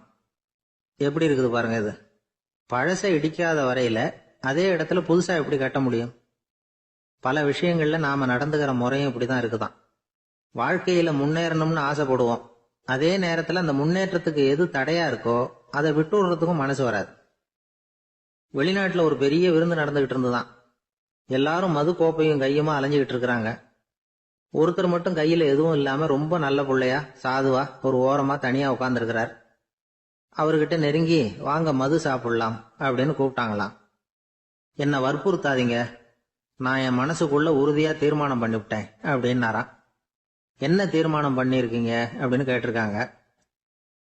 ஏற்கனவே முழு போதையில இருக்கும் பொழுது மறுபடியும் மது கோப்பையை தொடறதில்ல அப்படின்னு தீர்மானம் பண்ணிருக்கேன் அப்படின்னாராம். ஒரு சின்ன பையன் வந்தான். அவனை பார்த்து ஒரு கேள்வி கேட்டோம். ஏன்ப்பா உங்கள் வீட்டில் அம்மா புத்திசாலியா அப்பா புத்திசாலியா அப்படின்னு. அவன் அலட்சியமாக நம்மளை பார்த்து சிரிக்கிறான். என்ன சார் இது, இந்த காலத்தில் இது கூட தெரியாமல் இருக்கிறீங்களே அப்படிங்கிறான். ஒரு சின்ன பையன் நம்மளை பார்த்து இப்படி கேட்டு விட்டானே அப்படின்னு நினைக்கிறப்போ நமக்கு ஒரு மாதிரி ஆகிடும். அதுக்கப்புறம்தான் இந்த தாத்தா பாட்டிலாம் சொல்கிற ஒரு கதை ஞாபகத்துக்கு வந்தது. அது என்ன கதை தெரியுமா? ஒரு ஊரில் ஒரு அம்மாவும் பிள்ளையும் இருந்தாங்களாம். அந்த மகனுக்கு திடீர்னு தேசாந்திரம் போய் வரணும்னு ஆசை வந்துட்டுது. ஊராக போய் சுற்றி பார்க்கணுங்கிற ஆசை. அந்த அம்மாவுக்கு இது பிடிக்கல. மகனை பிரிஞ்சு இருக்கிறதுக்கு அவங்க மனசு இடம் கொடுக்கல. வேணாப்பான்னு சொல்லி பார்த்தாங்க, அவன் கேட்கல. திடீர்னு புறப்படவும் செஞ்சுட்டான். சரி, இனிமே அவனை தடுக்க முடியாதுன்னு முடிவு பண்ணிட்டாங்க அந்த அம்மா. இருந்தாலும் புத்திசாலித்தனமாக ஒரு யோசனை பண்ணாங்க. மகனை கிட்டத்தில் கூப்பிட்டாங்க. அவங்ககிட்ட சொன்னாங்க, இதை பாருப்பா, நீ தேசாந்திரம் போகிறதுன்னு தீர்மானம் பண்ணிவிட்ட, அதை நான் தடுக்கலை, போயிட்டு வந்துடும். ஆனால் போகிறதுக்கு முன்னாடி எனக்கு ஒரு வாக்குறுதி கொடுத்துட்டு போ அப்படின்னாங்க. போகிறப்போ ராத்திரியாக இருந்தாலும் பகலாக இருந்தாலும் சரி புளிய மரத்து நிழலில் தான் தங்கணும். திரும்பி வர்றப்போ இரவும் பகலும் நீ வேப்ப மரத்து நிழல்லே தங்கணும் அப்படின்னாங்க. சரி அப்படியே செய்கிறேன்னு சொல்லி வாக்குறுதி கொடுத்தான் பையன். புறப்பட்டு போனான். போகிற வழியில் புளிய மரத்து நிழல்லையே தங்கினான், தூங்கினான். அப்படி போய்கிட்டே இருந்தான். 7வது நாள் அவன் உடம்பு சுகம் இல்லாமல் போயிட்டுது. ரொம்பவும் பலவீனமாயிட்டான். இனிமேல் நடக்க முடியாதுங்கிற நிலைமை வந்துட்டுது. யோசிச்சு பார்த்தான், சரி இதுக்கு மேலே போக வேண்டாம் அப்படின்னு முடிவு பண்ணிட்டு திரும்பி வர ஆரம்பிச்சிட்டான். திரும்பி வர்றப்போ வழியில் வேப்ப மரத்து நிழலையே தங்கி தங்கி வந்தான். நாளுக்கு நாள் உடம்பு சரியாக வந்துட்டுது. 7வது நாள் வீட்டுக்கு சேர்றான். உடம்பு பழையபடியே கலகலப்பாயிட்டுது. பூர்ண சுகம். தேசாந்திரம் போன பையன் திரும்பி வந்துட்டானே அப்படின்னு அந்த அம்மா ஆச்சரியப்படலை. ஏன்னா அவங்களுக்கு தெரியும் இப்படி ஆகும்னு. பையன் சீக்கிரமாக திரும்பி வரணுங்கிறதுக்காகத்தான் அவங்க அந்த யோசனையை சொன்னாங்க. என்ன விஷயங்கிறதையும் அவங்களே சொன்னாங்க. மகனே, புளிய மரத்து நிழல் உடம்புக்கு உஷ்ணத்தை கொடுக்கும், சீக்க உண்டாக்கும். அதனால் நீ தொடர்ந்து புளிய மரத்து நிழலில் தங்கினாவே நோய்க்கு ஆளாயிட்ட. அதனால் பயணத்தை முடிச்சுக்கிட்டு திரும்பி வரணுங்கிற முடிவுக்கு வந்துட்ட. திரும்பி வர்றப்போ நீ தங்கினது வேப்ப மரத்து நிழல். அது உடம்புக்கு குளிர்ச்சியை தரக்கூடியது, நோயை தீர்க்கக்கூடியது. அதனால் சுகமாக வீட்டுக்கு சேர்ந்துட்ட. உன்னோட தேசாந்திர பயணத்தை தடுக்கிறதுக்காக தான் இப்படி பண்ணினேன் அப்படின்னாங்களாம் அந்த அம்மா. பார்த்தீங்களா அம்மாவோட புத்திசாலித்தனத்தை? அப்பாவாக இருந்தால் இப்படியா பண்ணுவார்? ஒரு அப்பா பையன்கிட்ட 10 ரூபா கொடுத்து இதை எடுத்துக்கிட்டு அடுத்த ஊருக்கு போய் அங்கே இருக்கிற மாமா கிட்ட இதை கொடுத்துட்டு வாடா, வழியில் எங்கேயாவது மரத்தடியில் படுத்து தூங்கி விடாதே அப்படின்னு எச்சரிக்கை பண்ணி அனுப்புனாராம். பையனுக்கு எச்சரிக்கையாக வாழறது எப்படிங்கிறத கற்றுக் கொடுக்கறதுக்காக இப்படி பண்ணார். அவன் பணத்தை வாங்கிட்டு போனான். அப்பா சொன்னதை மறந்துட்டு ஒரு மரத்தடியில் படுத்து தூங்கிட்டான். அவனுக்கு தெரியாமல் அவன் பின்னாடியே போன அப்பா அவன் கையில் இருந்த அந்த 10 ரூபாயை நைஸாக எடுத்துகிட்டு வந்துட்டார். அவன் பையில் தானே வச்சுருந்தான், அது தெரியாமல் எடுத்துகிட்டு வந்துட்டார். அவன் தூங்கிக்கிட்டு இருக்கான். எடுத்துகிட்டு ஒரு மறுபடியும் வீட்டுக்கு வந்துட்டார். பையன் முழிச்சுக்கிட்டு பையை தடவி பார்க்குறான், பணத்தை காணும். அழுதுகிட்டே திரும்பி வந்தான். அப்பா கிட்ட விஷயத்த சொன்னான். அப்பா சிரிச்சுக்கிட்டே சொன்னார், அதுக்கு தான்ப்பா ஆரம்பத்திலேயே எச்சரிக்கை பண்ணினேன், இனிமேலாவது நீ ஜாக்கிரதையாக இருக்கணும் அப்படிங்கிறதுக்காக தான் இப்படி பண்ணினேன். அந்த பணம் எங்கேயும் போயிடல, நான் தான் அதை உனக்கு தெரியாமல் எடுத்து வச்சிருக்கிறேன். இதோ பாரு அப்படின்னு சொல்லிட்டு சைடு பாக்கெட்டில் கையை விட்டா அது ஓட்டையாக இருக்குது. அதை எவனோ ஏற்கனவே கத்திரிச்சு எடுத்துகிட்டு போட்டான். இப்போ அப்பா முகத்தில் அசடு வழிஞ்சுதான். ஒரு அரசனும் அமைச்சரும் ஒரு நாள் ரொம்ப சாவகாசமாக பேசிக்கிட்டு இருந்தாங்களாம். அரசன் அமைச்சரை பார்த்து ஒரு கேள்வி கேட்டிருக்கார். ஏங்க அமைச்சரே, ஆசை இல்லாத ஒரு மனுஷனால இருக்க முடியுமா அப்படின்னு.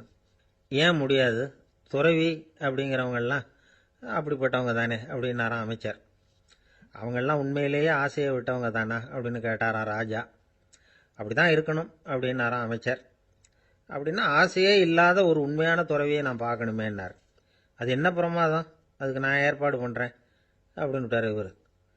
சொல்லிவிட்டு உடனே புறப்பட்டு போனார். அங்கங்கே தேடினார். அப்புறம் தான் அவருக்கு புரிஞ்சுது உண்மை துறவியை கண்டுபிடிக்கிறது எவ்வளவு கஷ்டமான காரியம்னு.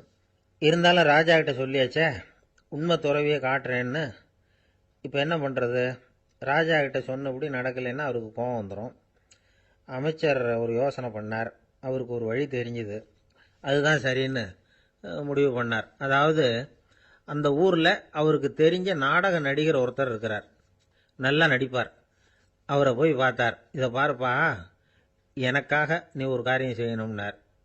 என்னன்னு கேட்டார் அவர். நீ ஒரு துறவி மாதிரி கொஞ்ச நேரத்துக்கு நடிக்கணும். ராஜா உன்னை பார்த்துட்டு போகிற வரைக்கும் நடி, அது போதும். அதுக்காக உனக்கு 10,000 ரூபா தரேன் அப்படின்னார். அவர் எந்த காலத்தில் இவ்வளவு பணத்தை மொத்தமாக பார்த்துருக்கார். அதனால் உடனே சரின்னு ஒத்துக்கிட்டார். அமைச்சர் அரண்மனைக்கு திரும்பி வந்தார். என்ன அமைச்சரே, இன்னுமா ஒரு உண்மையான துறவி கிடைக்கலன்னார். உண்மையான துறவி ஒருத்தரை இப்போ தான் கொஞ்ச நேரத்துக்கு முன்னாடி பார்த்து பேசிவிட்டு வர்றேன். அவர் நம்ம ஊருக்கு வெளியில் குளத்தங்கரையில் உள்ள ஒரு ஆலமரத்துக்கு அடியில் உட்காந்துருக்கிறார் அப்படின்னார் இவர். அப்படின்னா உடனே புறப்படுங்க அப்படின்னார் ராஜா. பரிவாரங்களோடு புறப்பட்டார். அங்கே அந்த மரத்தடியில் அந்த ஆள் வேஷம் போட்டுக்கிட்டு துறவி மாதிரி உட்காந்துருக்கிறான். ராஜா நேராக போனார். அந்த துறவி காலில் பொத்துன்னு விழுந்து வணங்கினார். உடனே ராணி அவர் காலில் விழுந்தாங்க. அடுத்தபடியாக அமைச்சர் விழுந்தார். அவருக்கு தெரியும் இது நம்ம ஆள் தான்னு. இருந்தாலும் என்ன பண்ணுறது, நேரம். அப்புறம் பரிவாரங்கள்லாம் துறவி காலில் விழுந்து ஆசீர்வாதம் வாங்கிட்டாங்க. ராஜா அப்புறமா தங்கத்தட்டில் பொன்னையும் பொருளையும் வச்சு அந்த துறவிகிட்ட ரொம்ப பணிவாக நீட்டுறார். தாங்கள் தயவு பண்ணி இதை ஏற்றுக்கணும் அப்படின்னு வேண்டிக்கிட்டார். அந்த துறவி பற்றில்லாமல் அதை பார்த்தார். எல்லாத்தையும் திறந்துவிட்ட எனக்கு இதெல்லாம் எதுக்காக அப்படின்னு சொல்லி அதை மறுத்துட்டாராம். ஆஹா, உண்மையான துறவியை பார்த்துட்டோம் அப்படிங்கிற ஆனந்தம் அரசருக்கு. ரொம்ப நிம்மதியாக திருப்தியாக திரும்பி வந்தார் அரண்மனைக்கு. அதுக்கப்புறம் அமைச்சர் யாருக்கும் தெரியாமல் அந்த துறவிகிட்ட ஓடினார். சொன்ன பிரகாரம் பணத்தை நீட்டினார். இந்தப்பா, நான் உங்ககிட்ட சொன்னபடி 10,000 ரூபா பணம் எடுத்துக்கோ அப்படின்னார். அந்த ஆள் ராஜா கிட்ட சொன்னது மாதிரியே எல்லாத்தையும் திறந்துட்டோம், எனக்கு இதெல்லாம் எதுக்காக வேணாம் அப்படின்னு விட்டாராம். நடித்த வரைக்கும் போதும்ப்பா, இனிமேல் இந்த நாடக வசனம்லாம் வேணாம், வேஷத்தை கலைச்சிரு, பணத்தை வாங்கிக்கோன்னார். இல்லைங்க, இது வேஷம் இல்லை, இது வசனமும் இல்லை, இது உண்மை. கொஞ்ச நேரம் துறவி மாதிரி நடித்ததுக்கே இந்த தேசத்து ராஜா ராணி அமைச்சர் பரிவாரங்கள் எல்லாம் என் காலில் விழுந்து வணங்குறாங்க. அப்படின்னா உண்மையான துறவியாக இருக்கிறது எவ்வளவு பெருமையான விஷயம். நான் உண்மையான துறவியாக ஆக போகிறேன், அப்படி முடிவும் பண்ணிட்டேன் அப்படின்னார் அந்த நடிகர். வேஷம் கூட எப்படிப்பட்ட விளைவுகளை உண்டு பண்ணுது பார்த்தீங்களா. நம்மால் ஒருத்தன் ரொம்ப வசதியாக தான் இருந்தான், ஒரு நாள் அவன் சொத்து பூரா திருட்டு போயிட்டுது. அதுக்கப்புறம் இவன் துறவி மாதிரி ஆயிட்டான், ஊர் ஊராக சுற்றினான், ஒரு குருநாதரை தேடி கண்டுபிடிச்சான், அவர்கிட்ட சீடனா சேர்ந்துக்கிட்டான். அவனை பார்த்து ஒருத்தர் கேட்டார், நீ உண்மையான சீடன் தானான்னு. இல்லைங்க, சீடன் மாதிரி நடிச்சுக்கிட்டு இருக்கிறேன் அப்படின்னா. அது குரு துரோகம் இல்லையா அப்படின்னு கேட்டார் அவர். இல்லைங்க, நான் பண்ணது குரு துரோகம் இல்லை, என் குரு பண்ணது தான் துரோகம். என்னுடைய பணத்தை கொள்ளையடிச்சது இவர் தான், அதை எங்கே வச்சிருக்காருன்னு கண்டுபிடிக்கிறதுக்காக தான் இவர்கிட்ட வந்து சீடனா சேர்ந்துருக்கிறேன் அப்படின்னா. ஒரு ஆள் இருந்தான், நிறைய பணம் சம்பாதிச்சான், ஆனால் செலவு பண்ண மனசு வரல, கருமி. அவன் என்ன பண்ணா, சேர்த்த பணம் பூராவையும் ஒரு மரத்தடியில் புதைச்சி வச்சுருந்தான். வாரத்துக்கு ஒரு தடவை அந்த மரத்தடிக்கு வருவான், புதைச்ச இடத்த ஆவலோடு பார்த்துக்கிட்டு இருப்பான், அதுக்கப்புறம் போயிடுவான், அவ்வளவுதான். ஒரு நாள் ஒரு திருடன் வந்தான், இவன் புதைச்சி வச்சுருந்ததெல்லாம் எடுத்துகிட்டு போட்டான். இது தெரிஞ்சு போச்சு. அந்த கருமி புலம்ப ஆரம்பிச்சிட்டான். இவன் புலம்பலை கேட்டதும் அக்கம் பக்கத்தில் இருந்தவங்கெல்லாம் ஓடி வந்தாங்க. என்ன விஷயம்னு விசாரிச்சாங்க. இவன் சொன்னான். ஒரு பெரியவர் கேட்டார், ஏப்பா வாரம் வந்து இந்த இடத்த பார்க்கறதாக சொன்னியே, எப்போவாவது இதில் இருக்கிற பணத்தை எடுத்து செலவு பண்ணியிருக்கியா அப்படின்னு கேட்டார். நான் அப்பப்போ வந்து அதை பார்க்கறது தான் வழக்கம், அதை தொட்டதே இல்லைன்னு அவன். சரி, அப்படின்னா இப்போவும் நீ அதே மாதிரி வாரம் ஒரு தடவை வந்து இந்த இடத்த பார்த்துட்டு போகலாமே அப்படின்னாராம் அந்த பெரியவர். அதுவும் சரிதானே, எவ்வளவு காலமானாலும் அவன் அந்த பணத்தை எடுத்து செலவு பண்ண போகிறதில்ல. அப்படி இருக்கிறப்ப உள்ளே பணம் இருந்தாலும் ஒன்று தான், இல்லாமல் போனாலும் ஒன்று தான். இதிலிருந்து என்ன புரியுதுன்னா, ஒருத்தர்கிட்ட இருக்கிற பணத்தை கொண்டு அவர் பணக்காரரா ஏழையா அப்படின்னு முடிவு செய்கிறது சரியில்லை. அந்த செல்வத்தை அனுபவிக்கிற திறன், பயன்படுத்துகிற திறன், அதை வச்சு தான் அவர் ஏழையா பணக்காரரா அப்படிங்கிறத நிர்ணயம் பண்ணணும், அதுதான் சரி. செலவு பண்ண தெரியாதவன் சேகரம் பண்ணிகிட்டே இருக்கிறதுனால என்ன பிரயோஜனம்? தலைமுடியே இல்லாதவன் தாராளமாக சீப்புகளை வாங்கி சேகரம் பண்ணுறது மாதிரி தானே இது. சில சமயம் செலவு பண்ண நாம் தயாராக இருந்தால் கூட அந்த செல்வம் நமக்கு பயன்படுறதில்ல. அரேபியாவில் ஒரு நகை வியாபாரி விலை உயர்ந்த முத்துக்களை எல்லாம் அவர் வச்சு வியாபாரம் பண்ணிகிட்டு இருந்தார். அவர் ஒரு சமயம் ஒரு பாலைவனம் வழியாக போயிட்டு இருக்கிறார் ஒட்டகத்தில். அப்போ திடீர்னு கடுமையான புயல் வீச ஆரம்பிச்சுட்டுது. திசை தவறி இவர் எங்கேயோ வந்துட்டார். கூட வந்தவங்களையும் காணலை, எங்கே போனாங்களோ தெரியல. இவர் ரொம்ப பயந்து போய் அங்கேயும் எங்கேயுமா அலைஞ்சு திரியிறார், வழியே தெரியல. பசி கடுமையாயிட்டுது. ஒட்டகத்து முதுகில் ஒரு மூட்டை இருந்தது, அதை பிரித்து பார்த்தார். உள்ளே ஏதாவது இருக்கான்னு தேடி பார்க்குறார். அது வரைக்கும் கண்ணில் தட்டுப்படாத அபூர்வமான ஒரு பை கண்ணில் பட்டுது. ஆஹா, அதில் ஏதாவது சாப்பிட்றதுக்கு இருக்கும் அப்படின்னு நினச்சி ஆவலாக அதை பிரித்து பார்க்குறார். அந்த பையில் விலை உயர்ந்த முத்துக்கள் நிறைய இருந்துதான். அப்போ தான் அவர் நினச்சாராம், விலை உயர்ந்த முத்துக்கள் கூட சாப்பிட்றதுக்கு உணவாக முடியாது அப்படிங்கிறத புரிஞ்சுக்கிட்டாராம். எந்த நேரத்தில் எது நமக்கு தேவையோ அது நமக்கு தாராளமாக கிடைக்கணும். அப்படி அது கிடைக்கிறதுக்கு நம்மக்கிட்ட இருக்கிற செல்வம் பயன்படணும். அது நமக்கும் பயன்படலாம், நம்ம மூலமாக அடுத்தவங்களுக்கும் பயன்படலாம். அதுதான் செல்வத்தின் பயன். ஒரு மரத்தடியில் ஒருத்தன் உட்காந்து அழுதுகிட்டு இருந்தான். அந்த பக்கமாக வந்த இன்னொருத்தன் ஏப்பா அழுதுகிட்டு இருக்கிறேன்னு கேட்டான். இந்த இடத்துல தான் பூமிக்கு அடியில் பணம் இருக்குது, புதைச்ச இடம் தெரியல, அதான் அழறேன் அப்படின்னா. நல்லா ஞாபகப்படுத்தி பாரு, எந்த இடத்துல புதைச்ச அப்படின்னு கேட்டான் இவன். அது எப்படி எனக்கு தெரியும், புதைச்சி வச்சிருக்கிறவன் நான் இல்லையே, எங்கள் எதிர்த்த வீட்டுக்காரன் அப்படின்னானா இவன். அந்த ஆள் என்னை கண்ணாப்புண்ணான்னு திட்டிவிட்டான் சார், அதை நினச்சா எனக்கு ரொம்ப வருத்தமாக இருக்குது அப்படின்னு சொல்லி கவலைப்பட்டார் ஒருத்தர். இதில் கவலைப்படுறதுக்கு என்ன இருக்குது அப்படின்னார் ஒரு பெரியவர்.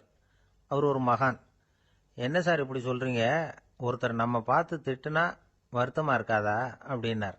அது எப்படி வருத்தமாக இருக்கும், திட்டுறதுங்கிறது என்ன, அது வெறும் சத்தம் தானே அப்படின்னார் அந்த பெரியவர். நம்ம ஆளுக்கு தலையை பிச்சுக்கலாம் போல இருந்தது. இருக்காத அப்படின்னா நமக்கு அப்படி தானே தோணுது. அந்த பெரியவர் சொல்றது ரொம்ப பெரிய விஷயம். அதை நாம புரிஞ்சிக்க முயற்சி பண்ணலாம்னா நடைமுறை வாழ்க்கைக்கே அது ஒத்து வர்றது மாதிரி தெரிய மாட்டேங்குது. இருந்தாலும் அந்த பெரியவர் அதுக்கு என்னதான் விளக்கம் கொடுக்குறாருன்னு பார்ப்போமே. ஒரு ரயில் போயிட்டு இருக்கு. அதுல ஒரு சாது போயிட்டு இருக்கார். அந்த ரயில் அவர் ஹரித்வாரம் போயிட்டு இருக்கார். அவரு ரயில்ல ஏகப்பட்ட கூட்டம். நம்ம ஊர் ரயில் கேட்கவா வேணும்? டிக்கெட் வாங்கிட்டு கொஞ்சம் பேர், வாங்காத கொஞ்சம் பேர். அது என்னத்துக்கு அனாவசியமா டிக்கெட் அப்படிங்கிற நினைப்புல பாதி பேர். இந்த கூட்டத்துக்கு மத்தியில அந்த சாதுவும் போயிட்டு இருக்கிறார். உட்கார்றதுக்காக இருந்த இடத்துல ஒரு ஆள் படுத்திருக்கிறான். கொஞ்சம் முரட்டு ஆசாமி. அவன் காலு பக்கத்துல கொஞ்சோண்டு இடம் பாக்கி இருந்தது. அந்த இடத்துல இந்த சாது உட்காந்துருந்தார். மெதுவா உட்காந்துக்கிட்டார் போய். ஆனா அந்த ஆளு ராத்திரி பூரா இவரை காலால உதச்சிக்கிட்டே இருக்கிறான். அது இவருக்கு ரொம்ப அவமானமா பட்டுது. அதனால துக்கம் ஏற்பட்டது. இருந்தாலும் அதை ஒரு மாதிரியா சகிச்சுக்கிட்டே இவர் வந்து சேர்ந்தார். பொழுது விடிஞ்சது. அந்த சாது ஹரித்வார் வந்து சேர்ந்தார். அங்க ஒரு பெரிய ஞானியை சந்திச்சார். ராத்திரி ரயில்ல அந்த ஆள் உதைச்சதையும் அதனால தனக்கு ஏற்பட்ட துக்கத்தையும் இந்த சாது அந்த ஞானி கிட்ட சொன்னார். சொல்லிவிட்டு, ஏன் சுவாமி, எனக்கு துக்கம் ஏற்பட்டதே, அது தப்பா அப்படின்னு கேட்டார். தவறுதான் அந்த ஞானி. உனக்கு இன்னமும் தேக அபிமானம் போகலைங்கிறது தான் அது காட்டுது. அஷ்டாவக்கிரர் என்ன சொல்றார் தெரியுமா? உண்மையான ஞானி யாராவது தன்னை வந்தனை செய்தால் அதற்காக சந்தோஷப்பட மாட்டார், யாராவது நிந்தனை செய்தால் அதற்காக வருத்தப்பட மாட்டார் அப்படின்னு சொல்றார். நிந்தனைங்கிறது ஒரு ஒலி தான். தேகாபிமானம் இருக்கிற வரைக்கும் இந்த ஒலி நம்மளை வேதனைப்படுத்தும். நான் தேகம் இல்லை, ஆத்மா அப்படிங்கிற நினைவு இருந்தா இந்த ஒலி நம்மளை பாதிக்காது. மனு என்ன சொல்றார் தெரியுமா? ஒரு சாதகன் பாராட்டுதலை விஷம்னு நினைச்சு பயப்படணும், அவமானத்தை அமிர்தம்னு நினைச்சு சந்தோஷப்படணுங்கிறார். அவமானப்பட்டா கவலைப்படாம எப்படி இருக்க முடியும் அப்படின்னு தான் நமக்கு தோணும். அதனாலதான் நம்மள யாரும் இதுக்கு உதாரணமா யாரையும் காட்ட முடியல. புத்தரையும் கபீரையும் உதாரணமா காட்டுறாங்க. அவங்களுக்கெல்லாம் அவமானம் ஏற்பட்டப்போ கவலையே படலையாம். புத்தரை அவமானப்படுத்தணுங்கிறதுக்காக கௌசாம்பி ராணி ஒரு இளம் பெண்ணை கொலை பண்ணி சடலத்தை புத்தர் குடிசைக்கு முன்னாடி போட சொன்னார். போட்டாங்க. புத்தர் தான் அந்த பொண்ணை கெடுத்து கொலை பண்ணி விட்டாருன்னு எல்லாரும் நினைச்சாங்க. ஆனா புத்தர் இதை பத்தி கவலையே படல. அப்புறமா உண்மை தெரிஞ்சதும் புத்தர் புகழ் இன்னும் அதிகமாயிட்டு. ஒரு பெரிய சபையில ஒரு மோசமான பொண்ணு நுழைஞ்சி தனக்கும் கபீருக்கும் சம்பந்தம் உண்டுன்னு சொன்னா கபீர் கவலைப்படல. அவங்க மாதிரியெல்லாம் நாமளும் இருக்க கத்துக்கணும். நிந்தனை, அபகீர்த்தி, அவமானம் எல்லாம் ஆண்டவன் கொடுக்கிற பிரசாதம்னு நினைக்கணும் அப்படின்னு சொல்றார் அந்த ஞானி. இதை கேட்ட இந்த காலத்து ஆசாமி ஒருத்தர், நான் கூட அப்படிதான் சார், யாராவது அவமானப்படுத்தினா கவலைப்பட மாட்டேன். நேத்து கூட ஒருத்தர் என்ன பலார்னு அரைஞ்சுட்டார், நான் கொஞ்சம் கூட கவலைப்படல, பேசாம வந்துட்டேன்னார். ஏன் அப்படி வந்துட்டீங்க அப்படின்னு. அவர் அரைஞ்சதுலேயும் ஒரு அர்த்தம் இருந்தது, அதனாலதான் அப்படி வந்துட்டேன்னார். ஏன் அரைஞ்சாருன்னு கேட்டேன். 10 வருஷத்துக்கு முன்னாடி